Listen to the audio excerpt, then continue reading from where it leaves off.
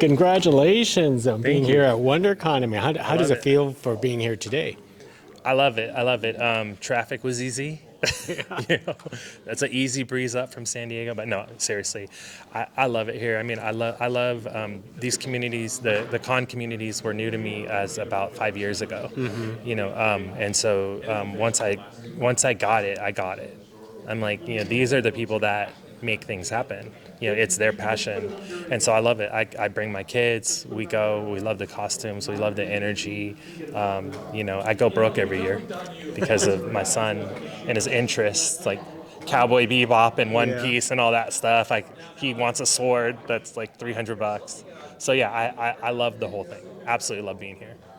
Yeah, it is a very special event, and you brought a special project today that you want to introduce to the world or tell more about it. Yeah, absolutely. So I'm with Legion M, and Legion M is the world's first fan owned entertainment company. So we develop projects, we develop films.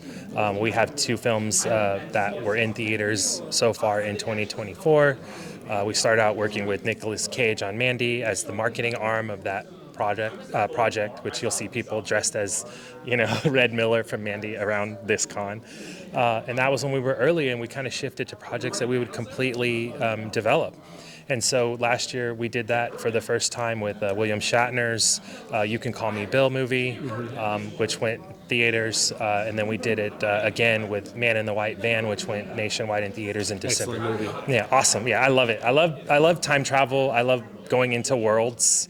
That movie was like a world for me that I love. I love the 70s. I know. Yeah. I covered two separate junkets for the same movie, and it also covered which one? My dead friend Yeah, Zoe, and that's out now. Yeah.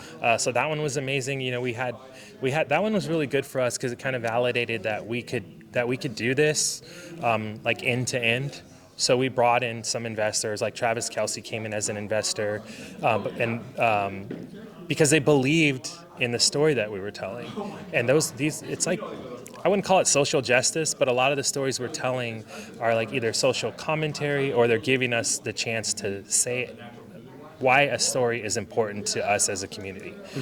So that's what even, my dead friend Zoe, that PTSD coming back from a war, not really healing, the support from your family to get through it, therapy, all that stuff is in that movie. And so you got Shaniqua Martin Green, you've got Natalie Morales, you've got Ed Harris, you've got Morgan Freeman, and that really validated us that people of that level wanted to get involved. So I tell you that because Legion M was just an idea, right? Of can we get 1 million people to invest? Yeah. If so, we would be the most powerful entertainment company in Hollywood, and we could tell our own stories or the stories our community wanted to be told. And early in that time, years ago, that's where this story came from with Robert Smalls. Came from the Legion M community.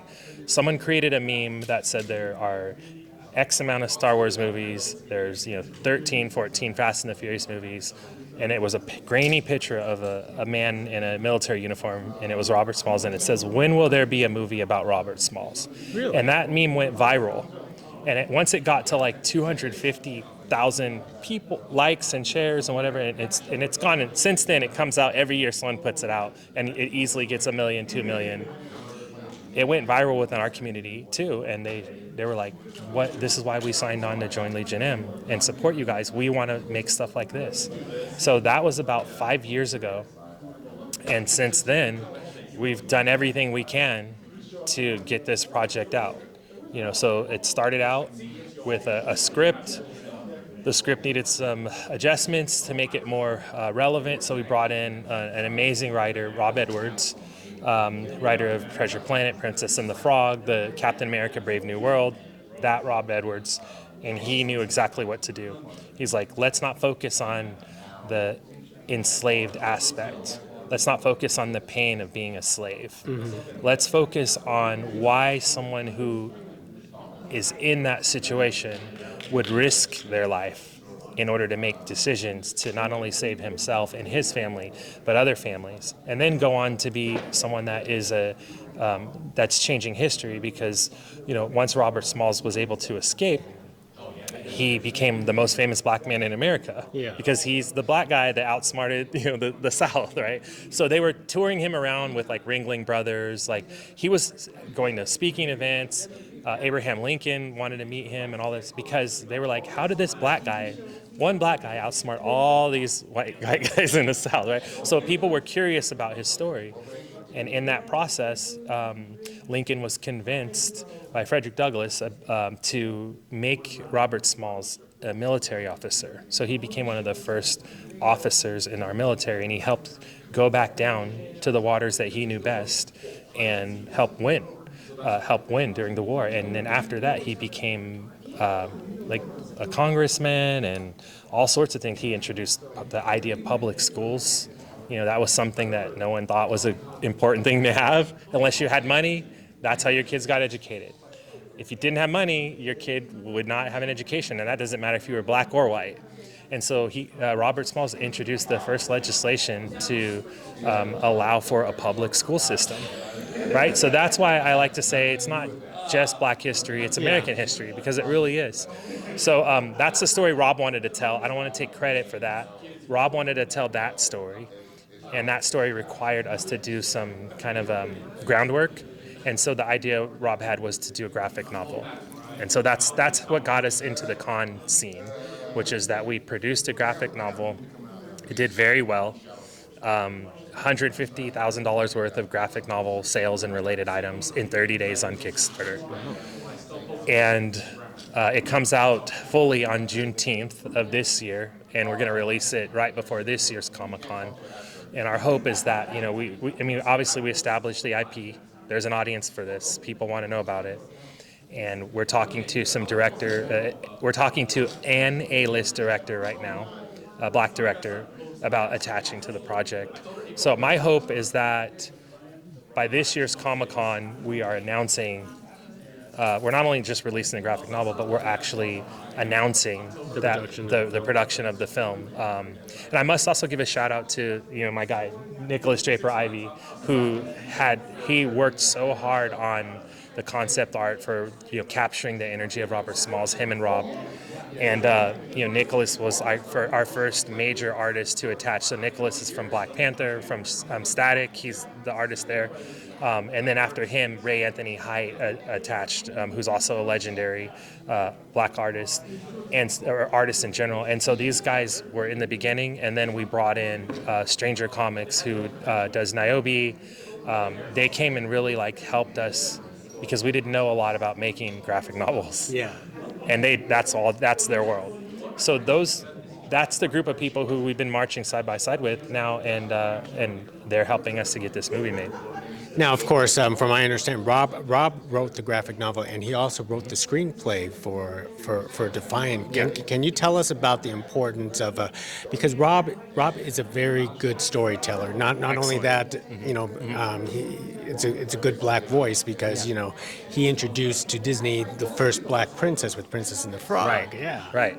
Yeah, I think that I've learned a lot. So first of all, sometimes I pinch myself because I'm like, I can't believe I'm hanging out all the time with the guy who wrote it's not about an age thing, but he wrote the how they say the soundtrack of your life is music, like the visual storyboard of my life and my kids' life. So it's powerful to watch him work. So when I first met him and I was like, oh yeah, he wrote In Living Color, like he was there season 1, and that's what me and my family used to sit around and be silly and watch together every night on Thursdays, right? And then you had Fresh Prince of Bel-Air and Full House. I mean, he knew how to create worlds, especially with Fresh Prince of Bel-Air. That was one where it almost had an unbelievable concept that there were rich black people in Beverly Hills, right? I mean, you imagine that. How could that have been so successful for so long, right? It took a genius to get that idea into the mainstream. Mm-hmm. And so with Princess, you brought up Princess and the Frog. That was really powerful because he took stories that have been circulating within, my family's from Louisiana. Mm-hmm. So that one, that was the first time I'd ever seen any representation of anything remotely close to my own daughter's experience. And it was powerful, and for me and for my son, and so Rob has a way of finding that magic. And the thing I notice about him is that he's more curious about why someone would do something than the thing that they did. So why would Robert Smalls? I mean, Robert Smalls was like what you would call like a house slave. Yeah. There's rumors that maybe his father was the McKee, Henry McKee, the person who was the owner. And maybe that's why Robert Smalls got to be in the house, and he got to be educated, and he, got to, play with the McKee family's kids. And he reached an age where his mom thought it would be good for him to understand that he's still a black man. So his mom took him, Robert Smalls' mom took him to see what happens to black people that were, out of line. And we all know what that is. Those were like celebrated events in those southern communities. You would have little kids there. They're watching popcorn. It's like going to the movies, watching someone go through that torture. And so his mom was trying to teach him his place in the world, and it really didn't work. And Rob found that out through the research that he did with the Robert Smalls family, his living relatives. Michael Bulwer Moore is one of our executive producers. And he opened up the family's documents and photos and stories, even verbal stuff. And Robert Smalls, the reason the Defiant came out is because he had this thing that there's something better that needed to happen. And so that was his energy, and that's where Rob came from. He was like, I want to know why he would do that. Why would he risk all that? And I think the graphic novel does a really good job of telling that story of the man himself, not just what he did.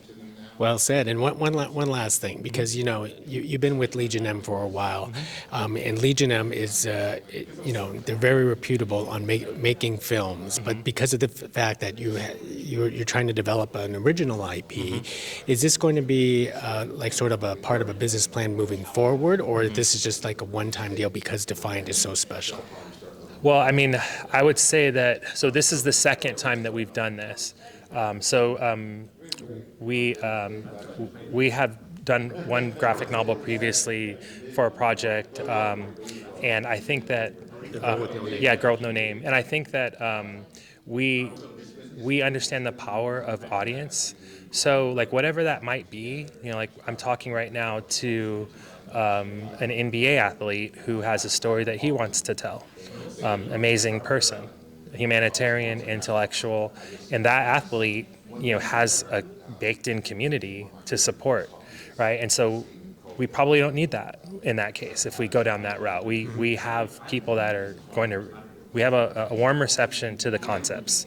So I think what we learned is that it's really hard to introduce something that we might think is cool or interesting without the support of a community. So whether it's a graphic novel, whether it's a short, whether it's like working with someone who has a huge following, like what we did with William Shatner. What's important to us is that we're doing something that a community wants to be done, and so if there wasn't one there and it needed awareness, we said, let's make it. Well, you guys are changing the industry, so thank you very much. I appreciate it. Thank you for your time as well.